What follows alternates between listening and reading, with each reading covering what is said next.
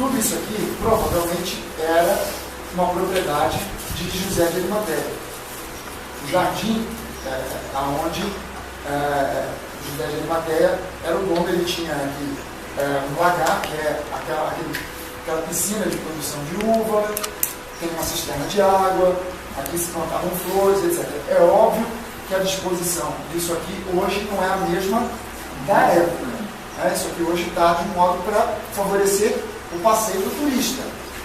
Aquele lugar que a gente viu, a tumba, se não é a tumba onde Jesus ficou, eu garanto para você que a tumba onde ele ficou era exatamente aquilo que a gente acabou de ver.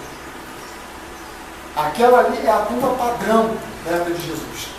Escavado na rocha, um buraco escavado na rocha, uma caverna escavada na rocha, com um átrio para se chorar o morto, é uma espécie de velório, e aquele outro lado, onde tinha alguma, ali naquela caverna ali, tem 3 sepulturas.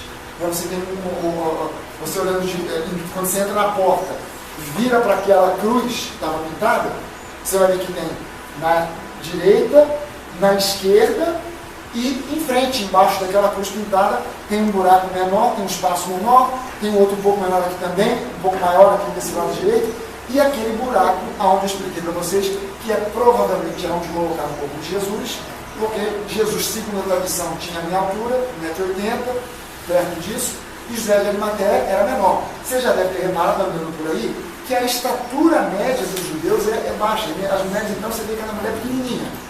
Então, José de Arimateia provavelmente era mais baixo, e tiveram que cavar um pouquinho para poder caber, porque Jesus não ia ter que ficar com a perna encolhida. Como já não dava mais, porque o fenômeno do enrijecimento do cadáver vai acontecendo, você já não consegue mais mover. Na posição que ele está, ele fica. Então tiveram que cavar um pouquinho para caber o corpo de Jesus ali. Depois o pessoal saía, o pessoal que chorou morto, saiu, rola a pedra. Você viu que tinha uma canaleta na porta, a canaleta era onde a pedra rolava. Depois que a pedra rolou, para tirar uma dor de cabeça, porque a pedra era uma pedra extremamente pesada, feita justamente para não ficar sendo movida para lá e para cá. Agora, uma coisa interessante: o pessoal atribui que o nome do lugar onde Jesus foi sepultado é o Gólgota, porque haveria um monte que tinha o formato de um crânio de uma caveira. Isso não é necessariamente a verdade. Por quê? Porque se nós formos, não sei se vai dar tempo, mas se nós formos na Igreja Católica, a Basílica, construída onde eles dizem que era o Monte do Gólgota, você vai ver que logo quando você entra na Basílica, no chão tem uma pedra de mármore com um monte de lamparina em cima, que é onde eles dizem que foi o corpo de Jesus deitado para ser enrolado nos panos de linho. E ali todo mundo se ajoelha, chora, baba, em cima daquela pedra, bota a mão e tal. E em frente tem um quadro muito grande mostrando Jesus sendo descido da cruz, e aos pés da cruz, embaixo da cruz, como se fosse um corte que alguém fez da terra, você tem um crânio. Tem um crânio. O que diz duas tradições? Uma tradição diz que Jesus foi crucificado no mesmo lugar onde Adão foi sepultado. Então esse crânio seria o crânio de Adão. Há uma outra tradição, essa tradição ela é muito mais mística do que aceita. Há uma outra tradição que diz o seguinte: quando você vai à Bíblia e lê o episódio da luta entre Davi e Golias, como é que Davi matou Golias? Como é que foi? Não matou Davi com uma pedrada. Espada. Ele derrubou Golias com uma pedrada, Golias caiu desmaiado, desacordado. Ele foi até Golias, pegou a espada de Golias e degolou Golias. E aí a história continua, ninguém percebe isso, que a história continua dizendo que Davi então pegou a cabeça de Golias e levou para Jerusalém. Agora, Davi não guardou aquilo no armário, não guardou aquilo de recordação. Ele pegou aquela cabeça e fez alguma coisa com aquela cabeça. A Bíblia não diz o que ele fez com aquela cabeça. Ele não fala o que ele fez com aquela cabeça. Diz apenas que ele levou para Jerusalém. O que você faz com uma cabeça do inimigo que você trouxe? Você até expõe ela por um tempo para mostrar que você venceu, mas em algum momento você vai ter que sepultar aquele troço. Em algum momento você vai ter que enterrar aquele troço. Então, Davi, para sepultar aquela cabeça, tinha que sepultar aquela cabeça fora dos muros de Jerusalém, porque dentro dos muros não se sepulta ninguém, nem pedaço de ninguém. Então, tradicionalmente, o lugar onde Davi sepultou a cabeça de Golias ficou conhecido como Gólgota, o Monte da Caveira. Que caveira? A caveira do crânio de Golias. Então, se realmente o monte onde Jesus foi crucificado foi o Gólgota, o monte onde Davi sepultou a cabeça de Golias, aí fica uma imagem simbólica que remete ao livro de Gênesis. Porque no livro de Gênesis, quando Adão peca, Deus promete para ele que o descendente da mulher, não os descendentes, mas o descendente se referindo a Jesus, e Paulo fala isso mais tarde nas epístolas, que esse descendente está se referindo a um só, que é Jesus, o descendente, ele seria ferido no calcanhar pela serpente, mas que ele pisaria a cabeça da serpente. Então você vê Jesus sendo crucificado em cima da onde está a cabeça de Golias. Jesus, o Filho de Deus, a cabeça de Golias. Golias era um representante simbólico de Satanás, e está Jesus com os pés em cima da cabeça do Golias, em cima da cabeça do monte que representa o próprio inimigo do povo de Deus, o mais simbólico dos inimigos de Deus, Golias, dos inimigos de Israel, Golias. Então faz até muito mais sentido essa outra tradição, que não é uma história comprovada. Então, independente do monte ter a cara de caveira ou não, essa tradição é que remete ao nome do Gólgota, né? O monte da caveira.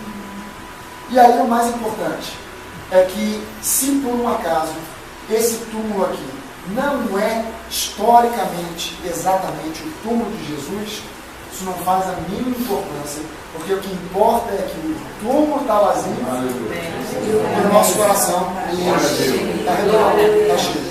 Isso é o que mais interessa. Porque as pessoas procuram essas evidências históricas e faz parte da coisa toda, procurar, encontrar ou não, faz parte. Mas Jesus disse o seguinte: Tomé, você está feliz e crendo agora porque você está vendo? Bem-aventurados são aqueles que não viram, aqueles que não viram, que não veem e creem. Então a gente crê, porque a Bíblia diz, porque a palavra de Deus diz que houveram mais de 500 testemunhas que viram Jesus ressuscitado, conviveram com ele durante 40 dias depois da ressurreição. Não foi uma alucinação de um cara, né, de uma pessoa ou duas. Não, a gente veio de noite, aí olhou, viu um vulto assim, passou, acho que era Jesus. Não, durante 40 dias, se fosse isso, esse cara teve uma alucinação. Esse camarada teve ele estava tão maluco para ver Jesus que ele viu uma sombra de uma árvore e achou que era Jesus. Não foi isso, foram 500 pessoas, mais de 500 pessoas que conviveram, sentaram, conversaram, comeram com ele depois da ressurreição durante 40 dias. Não durante um dia, mas durante 40 dias. Então, Jesus, hoje, ele está vivo. Amém. Esse pão, o matzá, por que eu estou preferindo até o matzá? Embora esse pãozinho aqui no nosso cálice, ele seja um matzá, não é um matzá kosher. O kosher é a comida feita com orientação do rabino, purificada, pura, que o judeu pode comer. Esse pãozinho que vem no nosso cálice aqui, ele é um matzá, no sentido de que ele é a receita do matzá. Só que é um pão, se você botar na boca, você já sentiu que isso aqui não tem sal. Isso aqui é um pão apenas farinha e água. Mas ele não é kosher, porque ele não foi aprovado por um rabino.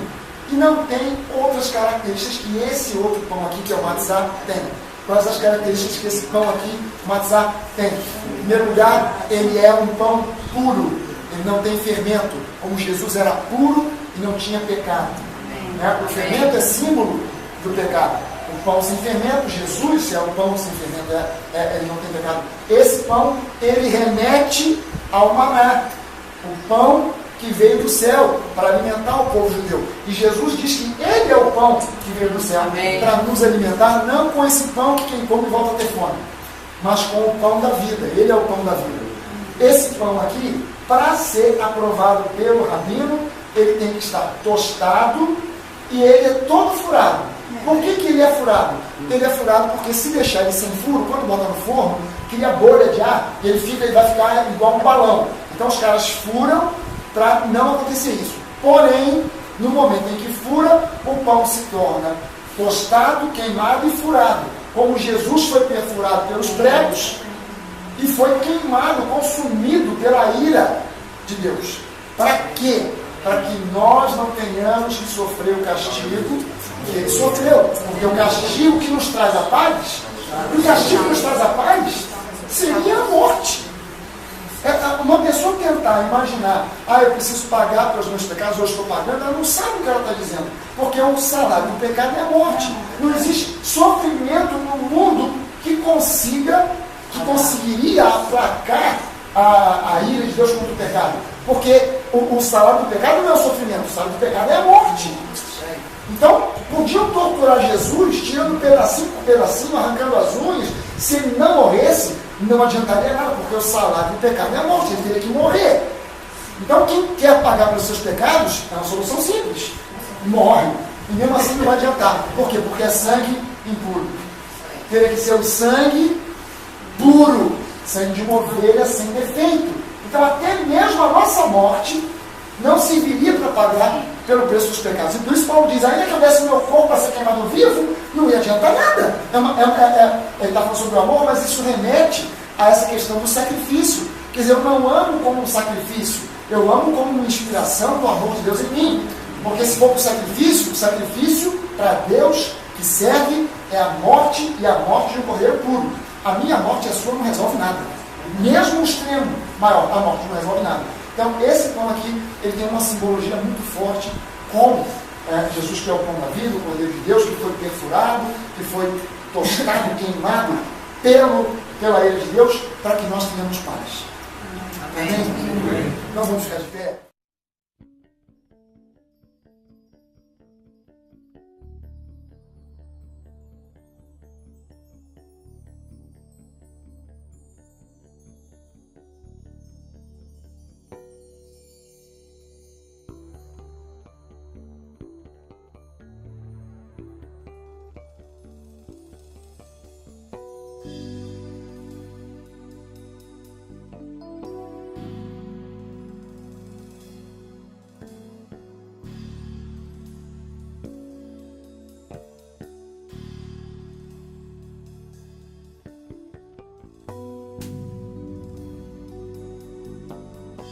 Do Brasil, pode sentar ali.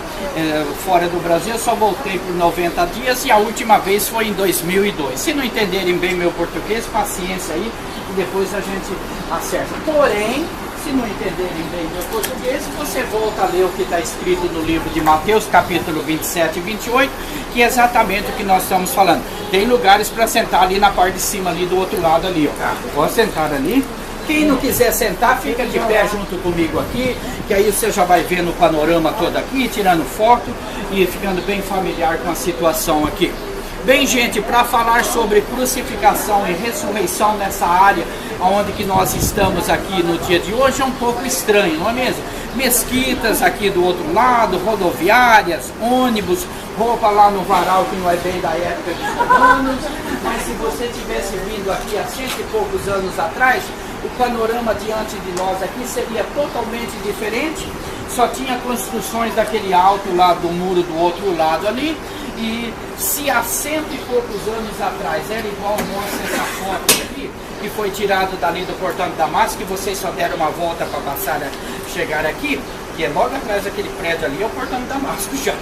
E foi tirado nessa direção aqui. Aonde que está esse camelo pastando aqui, ó, na foto aqui, é onde que está essa rodoviária ali, ó. Tinha até plantações aqui, ó. Isso aqui é uma foto, não é pintura não. E essa montanha aqui, essa montanha que está aqui atrás de nós. Então dê uma boa olhada nessa foto aqui devagar, que tem tempo para todos, para você entender a região que nós estamos aqui, certo? Vocês estão vendo esse letreiro verde aqui na nossa frente, nesse prédio aqui? Lá no final não tem umas árvores bonitas, verdes? Lá onde que está aquelas árvores já era dentro da cidade antiga, na fortaleza de Antônia, ali na Via Dolorosa, que vocês já passaram lá, para público, para todo mundo passar e ver e saber o que estava acontecendo. Porque na época de Jesus já tinha estrada aqui que descia onde que está essas torres de Mesquita, para Jericó, para Belém, para Hebrom, para Jope e para Damasco. Então, em outras palavras, no tempo de Jesus, diante de nós aqui, seria como se fosse uma rodovia que todo mundo passava para descer dentro da cidade antiga de Jerusalém. Nunca faltou gente nessa área, até hoje tem rodoviária aqui. Então, sempre tem, e nós aqui também, né? E as crucificações eram feitas aqui. Então, se Jesus recebe lá a sentença de crucificação por Pilatos, ele sai para fora da cidade, fora do muro, é crucificado em algum lugar daqui na nossa direção, por volta das 9 da manhã. Nos filmes sempre mostra Jesus e os dois ladrões lá em cima de uma montanha, 3 cruzes, tudo bonitinha, tudo limpinho ao redor. Mas o que está escrito na Bíblia parece um pouquinho diferente. Era num lugar público, ele é crucificado aqui no Calvário por volta das 9 da manhã. As pessoas passavam em frente, zombavam, riam, chacoalhavam a cabeça, cuspia no chão, provocava, insultava quando ele estava pregado na cruz, porque era num lugar público para todo mundo ver. E a Bíblia diz o seguinte, que muitas vezes passa despercebido de nós, que quando Jesus estava aqui na cruz, os próprios religiosos ali no templo passam em frente a Jesus aqui na cruz e ainda tem diálogo com Jesus. Não é? Lembra que em outras palavras eles falam, olha, você salvou tantas pessoas, você curou tantas pessoas, você disse que ia destruir o templo e construir novamente em 3 dias, desça da cruz que nós vamos crer em você. Jesus estava falando da sua ressurreição no 3º dia, não é mesmo? Então você vê que até no último momento que Jesus estava aqui na cruz, os religiosos tinham diálogo com ele, mas não tinha comunhão como eu e você temos, não é mesmo? Então, o que é importante é a gente ter a comunhão com Cristo, não é ter diálogo com Ele. Tem muitos cristãos que têm diálogo com Jesus, mas não tem comunhão íntima no coração, não é mesmo? As pessoas falavam cara a cara com Jesus o tempo todo, e poucos os que seguiam. Uns acompanhavam ele só para comer do pão, do peixe e dos milagres que ele fazia. Mas eram poucos que tinham comunhão íntima no coração. E a Bíblia diz que Jesus morre aqui na cruz, 3 da tarde, era a semana da Páscoa. Tinha o sacrifício de animais no templo também. Todos os animais que eram sacrificados ali tinha que ser perfeito, não é mesmo? Nenhum dos ossos quebrados, nada. Lembra da história?